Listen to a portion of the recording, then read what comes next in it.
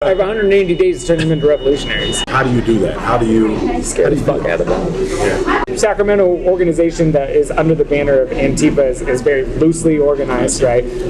So that when there is like right-wing rallies and stuff, then we'll create an opposition to that. Yeah. Beautiful. Where would he go to connect to some of these organizations? I post a calendar every week, awesome. and then so and I do it for extra credit, so they get points for doing it. So that encourages them to do it. And I've had students show up for protests, community events, tabling, food distribution, all sorts of things. When they go, they take pictures, they write up a reflection. That's their extra credit. I have an Antifa flag on my wall, and a student complained about that, and he said it made him feel uncomfortable. Well, this is meant to make fascists feel uncomfortable. So if you feel uncomfortable, I don't really know what to tell you. Maybe you shouldn't be aligning with the values that this is antithetical to. So the Cultural Revolution in the 60s was fixing the problem that came about after the economic one. It ultimately failed, right? There was a lot of excesses. People were definitely shot in the streets that probably shouldn't have been. Incredibly ugly behavior come out of this city, and you can see a couple of people over there that might be demonstrating that. I have 180 days to turn them into revolutionaries. How do you do that? How do you scare the fuck out of them? People were definitely shot in the streets that probably shouldn't have been. I like what you said in our phone call. I feel like I have 180 days, right? Yeah. I have 180 days to turn them into revolutionaries. And that's the question. Yeah. Because a lot of them are indifferent. I think they're distracted by the gadgets and video games. How do you do that? How do you scare the fuck out of them? Yeah. Meet Gabriel Geip. He's a public school teacher paid for by taxpayer dollars at Intercom High School in Sacramento, California. Geip, who teaches advanced placement government classes, is not shy about his involvement in Antifa's local chapter. He even has an Antifa flag and a poster of Mao Zedong in his classroom. So, it's my wife and I have been political organizers. I've been organizing since I was 13. Wow. And I've been in a ton of different organizations. And I've been on the front lines, and I've taken a step back and gone back and forth. And my wife is the same way. Is there a local Antifa or chapter? Yes. Okay. Yeah. The Sacramento organization that is under the banner of Antifa is very loosely organized, right? And we have no official member list, right? Yeah. So that when there is right-wing rallies and stuff, then we'll create an opposition to that. Yeah. Beautiful. So and Sacramento, as a city itself is incredibly diverse, but we're surrounded by a bunch of right-wing rednecks. And then the other really big organization in our area that, if you're looking to get involved, is NorCal Resist. NorCal Resist does direct outreach for undocumented folks. They help them with material support as well as legal aid and support with the help of the National Lawyers Guild. So they work in tandem with each other. So that's why I do political efficacy events, because I want to get them out in the community. I want to get them familiar with organizations that are doing work, what type of work they're doing, how they can be involved, where their passion is, and what they can contribute. Because it's every single one of us can do something. I'm not asking you to all be on the front lines, but I am asking you to be involved. And it is so much more than just sharing a tweet or posting on Instagram. Geip seems eager to get his students actively participating at radical, activist political events. But he takes it one step further by motivating them through extra credit in exchange for their attendance. So for youth that so let's say my son is pretty Yeah. He just is. He's 17. Who want to get plugged in though to actually doing stuff in the community, to activism, where would he go to connect to some of these organizations? People that are interested, or their flyers or something? No, I post a calendar every week. Awesome. Yeah. Awesome. So for the organizations that you mentioned, so they can get connected. That's dope, man. And then and I do it for extra credit, so they get points for doing it. So that encourages them to do it. Because I can't just hey, here's some things going. They'll never go, right? And I've had students show up for protests, community events, tabling, food distribution, all sorts of things. So I since I work with PA PSL, and PSL has connections with a bunch of other organizations, and also like Sacramento Peace Action, which is like a very old organization that posts a calendar on their website every month of all the events that are going on, and I just put them on my whiteboard, let them know where they are.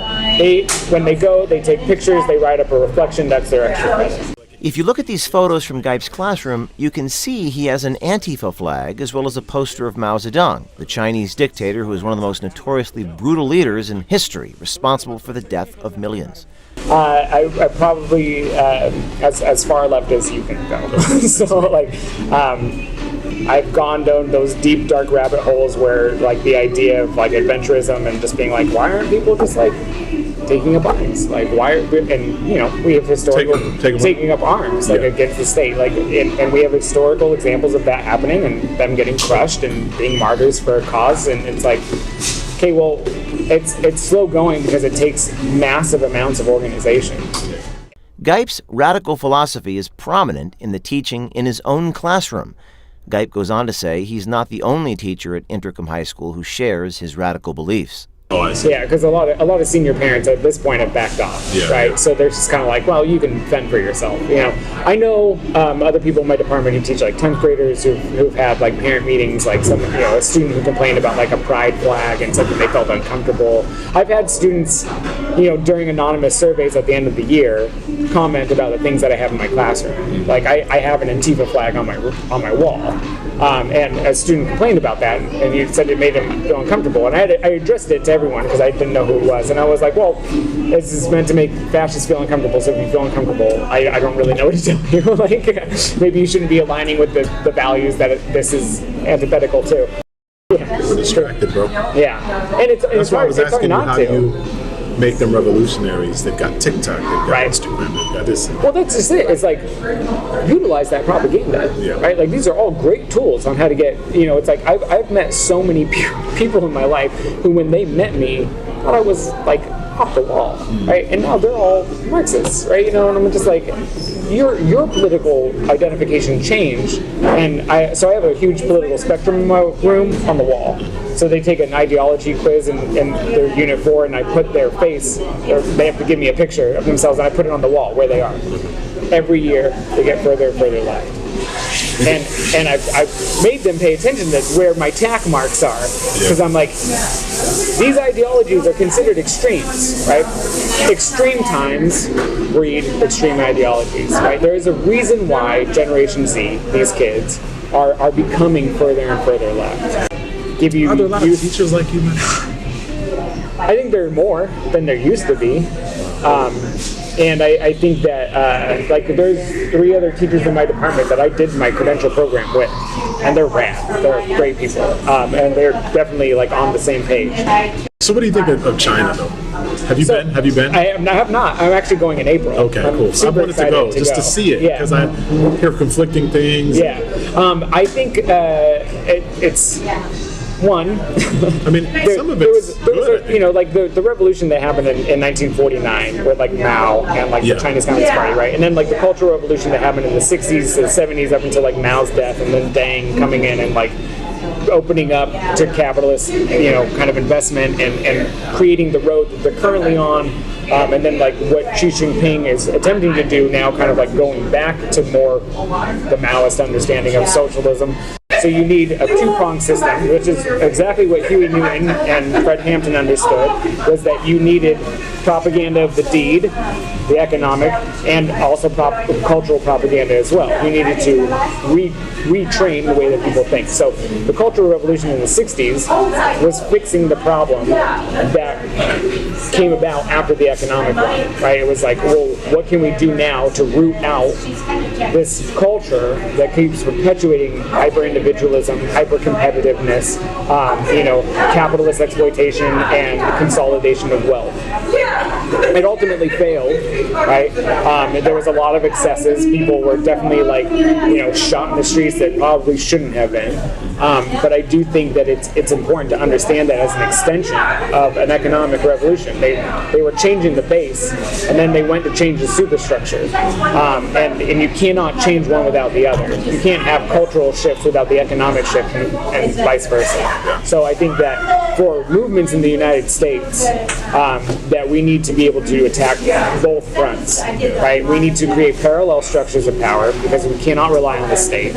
So we need to distribute food, necessities. We need to create those mutual aid programs that we can look back at groups like the Panthers and learn from their successes as well as their mistakes, as well as consistently focusing on education and a change of cultural propaganda. Because it's like we have to hit both fronts. We have to convince people that this is what we actually need. We caught up with Geip to ask for comment. Gabriel, hello, how are you? I'm good. I am a journalist with Project Veritas. I don't feel comfortable with this. Well, I think that there's been a lot of uncomfortability in your classroom. And you mentioned to one of our colleagues that you have 180 days to turn students into revolutionaries.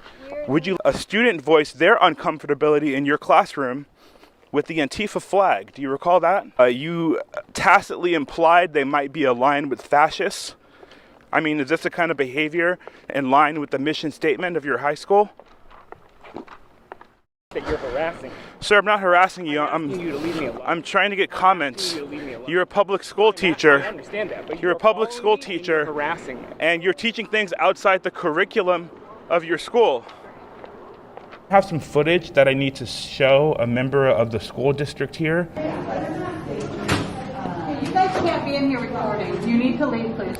Okay, we're trying to show you a No, I want you to leave or I'm going to call the police. Geip believes it's okay to enforce his radical political agenda on his students. This tip came to us from someone on the inside of Geip's school and was corroborated by a Project Veritas undercover journalist. If you're on the inside of one of these educational institutions, contact us and send us a tip at veritastips@protonmail.com. We'll send our team of undercover journalists to corroborate. Be brave. Do something.